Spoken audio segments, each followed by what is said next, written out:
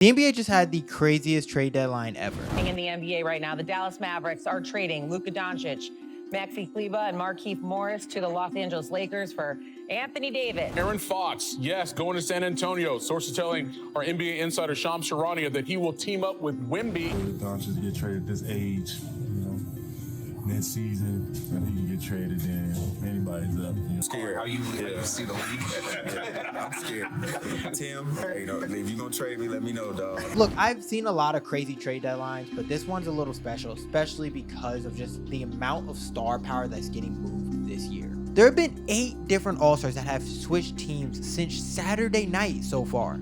And of course, this trade deadline is capped off by the most shocking, the most bizarre, the most what in the world trade.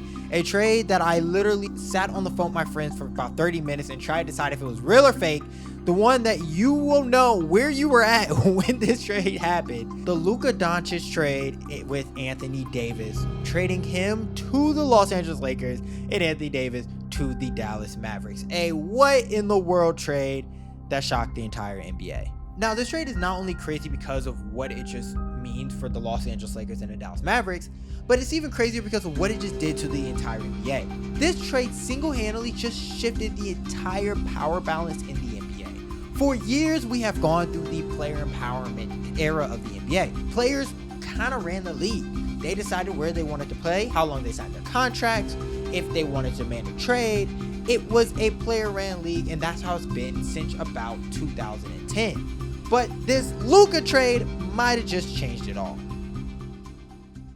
If I were to ask you to describe what an untouchable player in the NBA looked like, you would probably say a guy who is a superstar, under 30 years old, entering his prime, an all NBA talent, one of the best scorers in the league, someone who thrives in the biggest moments. There's a handful of players that probably came to your mind. There's only a couple that I really could think of when I was writing this script. Those guys would be Nikola Jokic, Shai Gilgeous-Alexander, Luka Doncic, Victor Wembanyama, Devin Booker, Jason Tatum, and Anthony Edwards. For generations, if you could make that list right there, that meant security in your job. There was literally no way in the world you would be traded if you were one of those type of players, unless you made a trade request, of course. And we've seen that before with guys like Kevin Durant or Anthony Davis.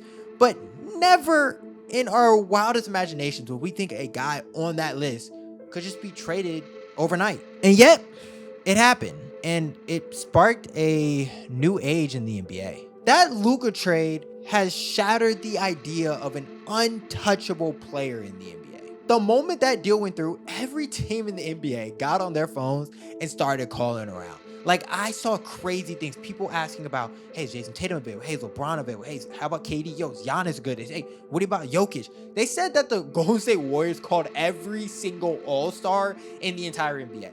Now, obviously, we don't know. This is all just reports we see on Twitter. But it's just crazy to think that because a 25-year-old megastar just got traded, no one now is untouchable.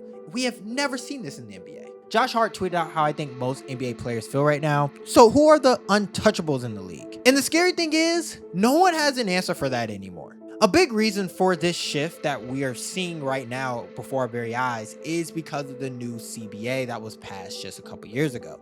Now, if you watch any basketball video, you keep up with the NBA, you've probably heard the term CBA. You're like, okay, I'm so tired of hearing about it. I'm going to make it short and sweet, even if you don't know about it. Basically, the CBA has this rule where if you are over the second apron about how much money you spend on your team, you are going to get taxed heavy as an owner, and you're not going to be able to do a lot of things as far as trading and not being a big player in the buyout market. Basically limiting your team if you're spending a lot of money on your players. It's the NBA's way to combat the player empowerment movement and the superstar era in the NBA. And guess what it is doing? It's doing a great job of that. Earlier this year, we saw the Minnesota Timberwolves, which is a team that I picked to go to the finals before this season started, which was a team that was a couple games away from the finals last year. One of the rising teams in the NBA, had a rising star, Anthony Edwards, and had one of the best, actually probably the best shooting big man of all time in Karl-Anthony Towns on their team, and then traded him away because simply they didn't want to spend the money on him, and they went to go get Julius Randle. And the Julius Randle experiment has been up and down. They're still trying to figure out how to work together. And they just obviously not the same team that we saw last year with the Minnesota Timberwolves. And to think that an owner would even ruin a situation like that just because of money is a crazy concept a couple years ago. But now it's a reality and we're seeing it more often. I mean, we saw the Miami Heat unwilling to give Jimmy Butler the money he wanted, and they had a very long back and forth with Jimmy getting suspended a couple times and finally getting traded last night to the Golden State Warriors because they just simply didn't want to give Jimmy Butler the money. And now, of course, you have the Dallas Mavericks who didn't want to pay Luka a $345 million, I think it is, contract extension this summer, which Luka said, of course I would have signed. He just bought a house. He was ready to be there because they didn't believe in him leading this team, and they simply did not want to spend the money on Luka, so they traded him away. It's crazy, bro. Like, I just never thought I would see an NBA like this. But here we are in 2025, and the NBA is on absolute fire. Now, I also think this trade deadline was a message to all NBA players across the league, especially with this Luka deal. You don't run this league anymore. You might have had this idea that this was your league.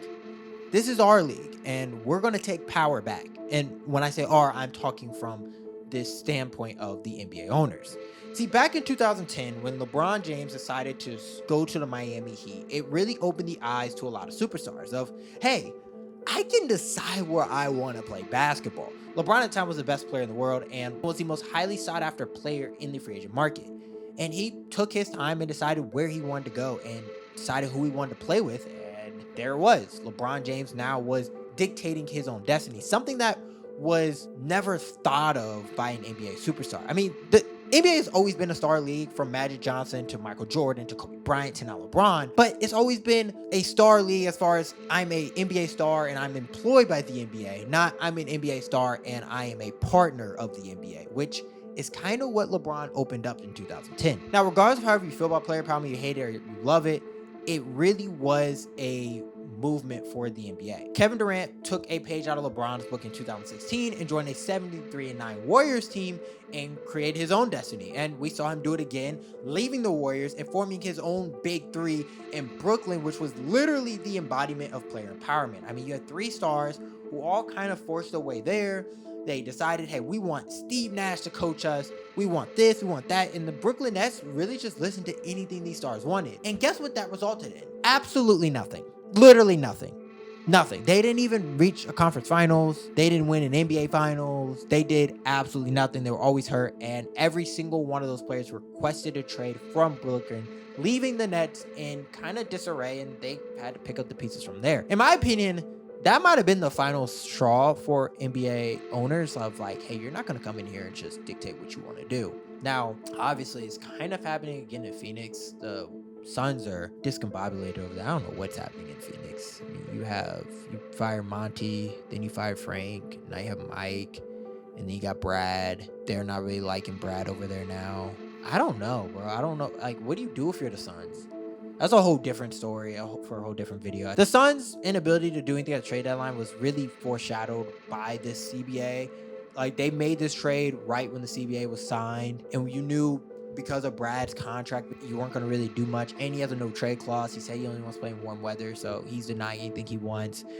Kevin Durant said, I didn't want to go to Golden State. That was really your only move. I think the only move you can do is trade Devin Booker. But if you trade Booker now, you have to blow the team up because that is your cornerstone piece. Yeah, I don't know what the Suns are doing. That's not the point of this video, but anyways, this Luka deal is going to kind of put a stop to teams feeling like that, like the Phoenix Suns do right now, or the Brooklyn Nets did a couple years ago.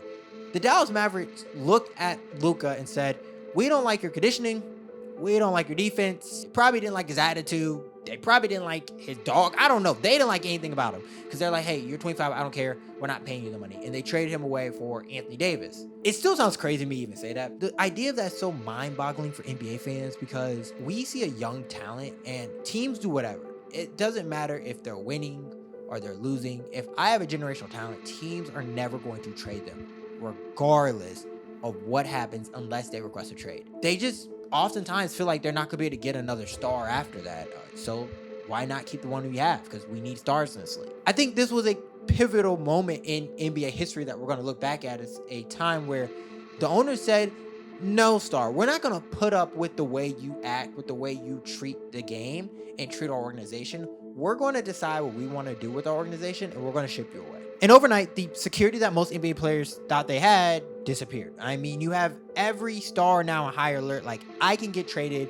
regardless. There is no safe player in the NBA. Toronto Raptors, I think he's on the Raptors now. Toronto Raptors guard Dennis Schroeder, I think he's on the Raptors, right? I'm recording this. The deadline got like 30 minutes left. He was on the Warriors, got traded to the Heat. I think he's on the Raptors now, so we're going to say he's on the Raptors. But Dennis, guard on the Raptors, an NBA guard, said this about the NBA trade deadline, comparing it to modern slavery. It's like modern slavery. It's modern slavery at the end of the day. Everybody can decide where you're going, even if you have a contract.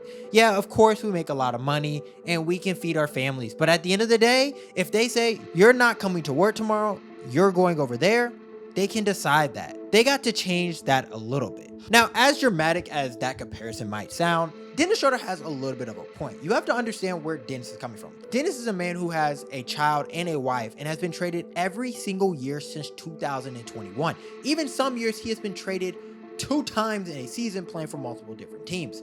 So he's traveled all around the globe for the NBA. He's never really had a stable team or a stable place to really stay and raise his family. He's consistently having to buy new houses, check his kid back into school, find new barbers, all this. He literally has to change his life almost every 6 to 8 months because of just the type of player he is in the NBA and how teams look at him as a disposable asset. Now, obviously, not everyone is going to have the same type of career Dennis is having, but this sentiment that he has does come from a place of hurt and actual truth, even though it is a wild comparison. Players no longer have the control over their own careers like they once did. In the Luka trade, literally cemented this, and we are now witnessing in real time a power shift in the league. I think we're transitioning from player empowerment to ownership empowerment.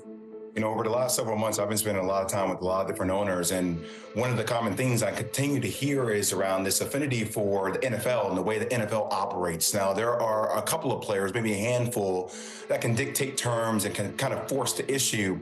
But for the most part, you know that the owners are the ones that have the power. Now, obviously, there's still going to be a lot of player empowerment. It's not going to be an overnight thing. It's going to take time. I mean, De'Aaron Fox was kind of like a player empowerment move. He said, hey, I want to go to San Antonio. They got him to San Antonio.